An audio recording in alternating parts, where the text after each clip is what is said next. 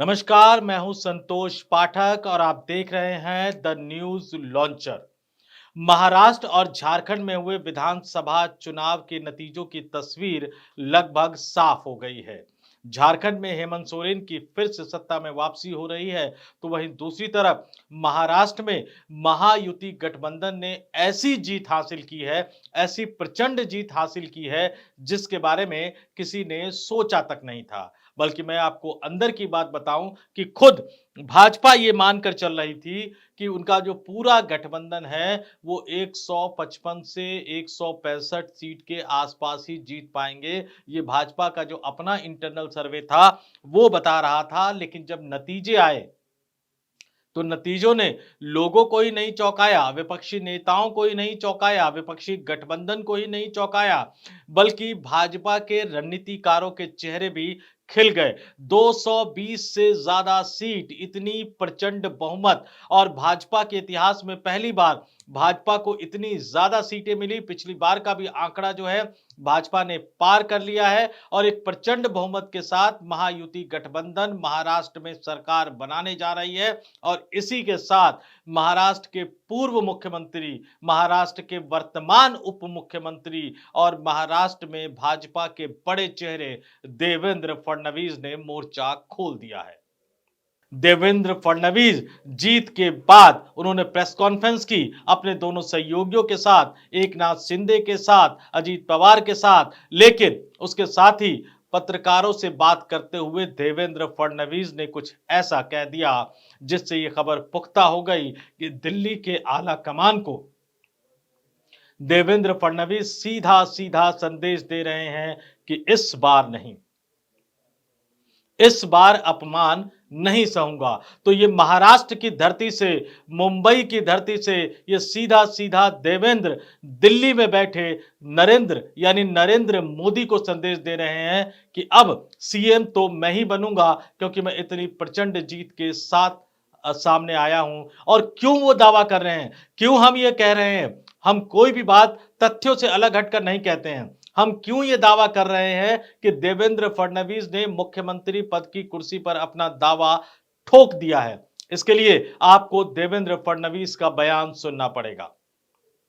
क्या कह रहे हैं देवेंद्र फडणवीस?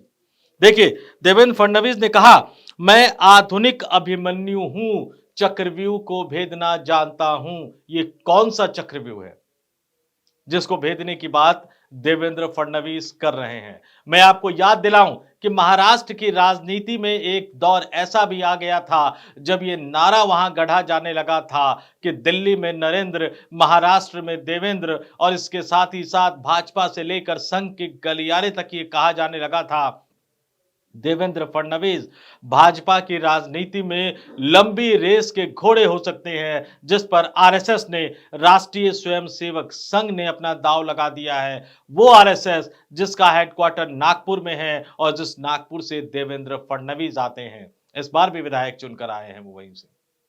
और जैसे ही भाजपा और संघ के बीच ये खबरें फैलने लगी कि भविष्य का एक बड़ा चेहरा देवेंद्र फडणवीस हो सकते हैं, हमने देखा कि महाराष्ट्र की राजनीति में क्या गुल खिल गया।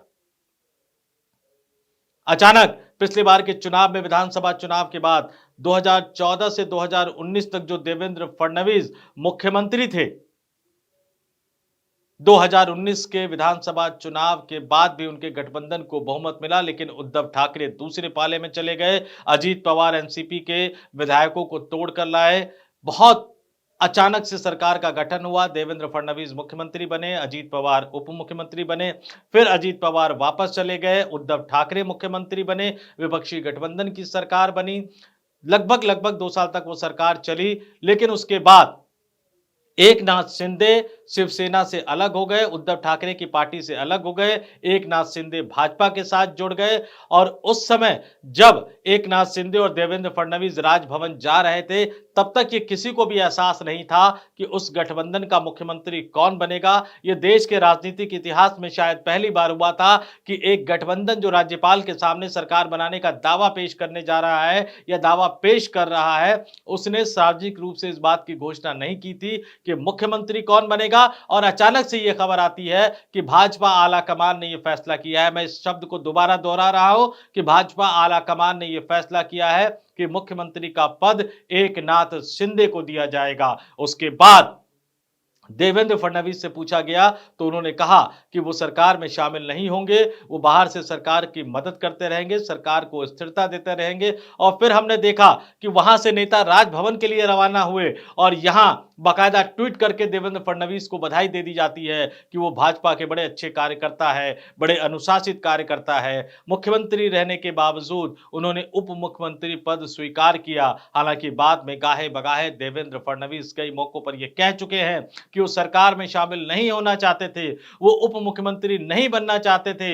लेकिन प्रधानमंत्री नरेंद्र मोदी ने उनको कहा कि वो उप मुख्यमंत्री बने, उस सरकार को चलाए रखने के लिए, स्थिरता देने के लिए बहुत जरूरी है। उस समय अमित शाह, जेपी नड्डा, इन्होंने ट्वीट करके एक तरह से बधाई भी दी थी देवेंद्र फडणवीस को। लेकिन राजनीति में जो सामने होता है वो असल में होता नहीं है, राजनीति में जो दिखता है वो असल में ऐसा होता नहीं है। और यहां भी बिल्कुल साफ था कि देवेंद्र फडणवीस अपनी मर्जी से उप मुख्यमंत्री नहीं बने थे। वो उप मुख्यमंत्री बनने की बजाय सरकार से बाहर रहकर वो सरकार को स्थायित्व देना चाहते थे, लेकिन भाजपा आला कमान ने उन पर प्रेशर डाला।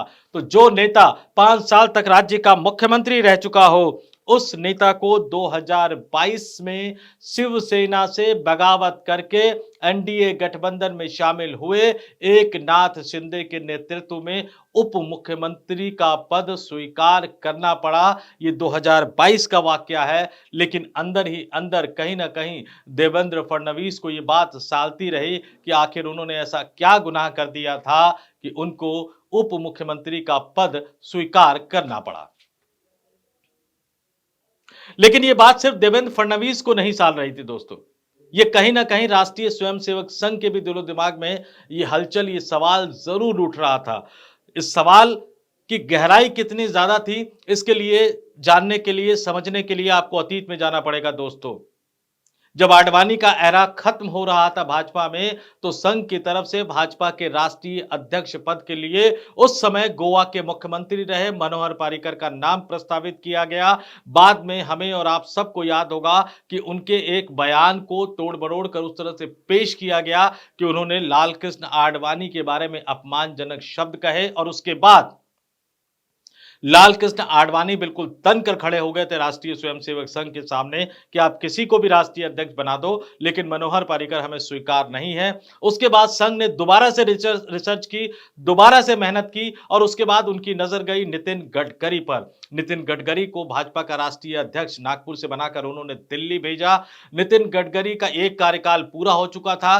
भाजपा के आधार जो बेस वोट बैंक होता है उसको बढ़ाने के लिए उन्होंने मेहनत की, प्रतिशत के हिसाब से बूथ वाइज उन्होंने काउंटिंग की कि किस बूथ पर कितने वोट हमें बढ़ाने होंगे जिसके बाद हम सत्ता में आ सकते हैं। और ये पूरी संभावना थी कि 2014 का जो लोकसभा चुनाव था वो भी नितिन गडकरी के नेतृत्व में लड़ा जाएगा। उनको अध्यक्ष पद का दूसरा कार्यकाल देने की बात हुई, और इसके लिए बाकायदा भाजपा के संविधान में संशोधन तक कर दिया गया था दोस्तों, क्योंकि भाजपा में कोई एक व्यक्ति लगातार पूर्ण 3 साल का जो कार्यकाल होता है, लगातार 2 बार वो पार्टी का राष्ट्रीय अध्यक्ष नहीं बन सकता। ये भाजपा के संविधान में बंदिश थी। लेकिन चूंकि संघ को नितिन गडकरी को बनाना था और नितिन गडकरी के नेतृत्व में 2014 का लोकसभा चुनाव लड़ना था, भाजपा को मजबूर किया उन्होंने कि आप अपने संविधान में संशोधन कीजिए। संविधान में संशोधन हो गया, राष्ट्रीय अध्यक्ष की बारी आई। नितिन गडकरी का दूसरी बार राष्ट्रीय अध्यक्ष बनना तय था, लेकिन अचानक दिल्ली की राजनीति में बड़ा खेल हो गया।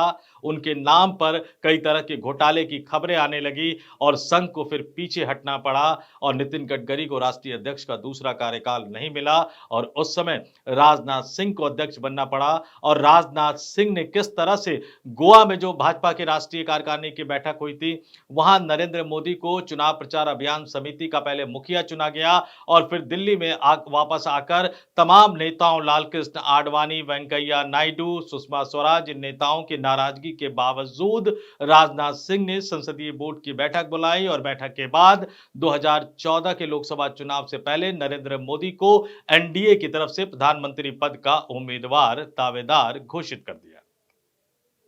संघ वहां भी चूक गया, लेकिन संघ लगातार अपनी खोज में लगा रहा, और फिर संघ की नजर गई नागपुर से ही आने वाले देवेंद्र फडणवीस पर। देवेंद्र फडणवीस को संघ ने 2014 में महाराष्ट्र का मुख्यमंत्री बनाया और उन्हें भविष्य के चेहरे के रूप में प्रोजेक्ट किया जाने लगा, लेकिन अचानक राजनीतिक स्थिति ऐसी बदली कि उप मुख्यमंत्री बनाकर एक तरह से उन्हें अपमानित तक किया गया। लेकिन अब देवेंद्र फडणवीस इस प्रचंड जीत के बाद पीछे हटने को तैयार नहीं है। अब उन्होंने दिल्ली को, प्रधानमंत्री नरेंद्र मोदी को और अमित शाह की जोड़ी को सीधा सीधा संदेश दे दिया है कि मैं आधुनिक युग का अभिमन्यु हूं। मैं आधुनिक युग का अभिमन्यु हूं और मुझे चक्रव्यूह भेदना आता है। चक्रव्यूह मैंने भेद दिया है और अब कुछ भी हो जाए मुख्यमंत्री मैं ही बनूंगा। क्योंकि ये सवाल जब पत्रकारों ने उनसे पूछा कि मुख्यमंत्री कौन बनेगा, क्या आप बनेंगे, कौन बनेगा, उन्होंने साफ साफ कहा कि देखिए इस पर पहले बात नहीं हुई थी। बात सिर्फ इतनी हुई थी कि तीनों राजनीतिक दल मिलकर बैठेंगे, मुख्यमंत्री पद का नाम तय किया जाएगा और वो जो फैसला होगा वो सबको मान्य होगा, सर्वमान्य होगा। लेकिन एक बार कटु राजनीति का अनुभव मिलने के बाद देवेंद्र फडणवीस भी थोड़े से चौकस हो गए हैं। वो भी समझ गए हैं कि दिल्ली के साथ खेलना है तो 2 कदम आगे भी बढ़ाना होगा, 1 कदम पीछे भी हटना होगा। इसलिए महाराष्ट्र चुनाव के नतीजे जैसे जैसे आने लगे और यह तय हो गया कि महाराष्ट्र में एक बार फिर से महायुति की बंपर बहुमत के साथ सरकार बनने जा रही है। महायुति गठबंधन की सुनामी महाराष्ट्र में आ गई है। बीजेपी, शिवसेना एकनाथ शिंदे वाली, एनसीपी अजीत पवार वाली, इसको राज्य की जनता ने इतना बड़ा जनादेश दिया है जितना बड़ा जनादेश अब तक किसी भी गठबंधन को महाराष्ट्र की जनता ने नहीं दिया था। तो उन्होंने प्रधानमंत्री नरेंद्र मोदी को जीत का श्रेय देने के लिए एक ट्वीट भी कर दिया। उन्होंने कहा एक है तो सेफ है, यानी पहले उन्होंने प्रधानमंत्री नरेंद्र मोदी को जीत का श्रेय देकर अपनी एक राजनीतिक चाल चल दी और उसके बाद उन्होंने सीधा सीधा दावा जता दिया कि मैं आधुनिक अभिमन्यु हूं और अब चक्रव्यूह को मैंने भेद दिया है, यानी मुख्यमंत्री पद पर मेरा ही दावा है और मैं ही अब मुख्यमंत्री बनूंगा। यहां से सवाल दूसरे शुरू हो गए। देखिए मैं हम आपको अंदर की खबर बता रहे हैं। देखिए जैसे ही चुनावी नतीजे आने शुरू हो गए, केंद्रीय गृह मंत्री अमित शाह ने फोन किया। किसको? देवेंद्र फडणवीस को फोन किया, एकनाथ शिंदे को फोन किया, अजीत पवार को फोन किया।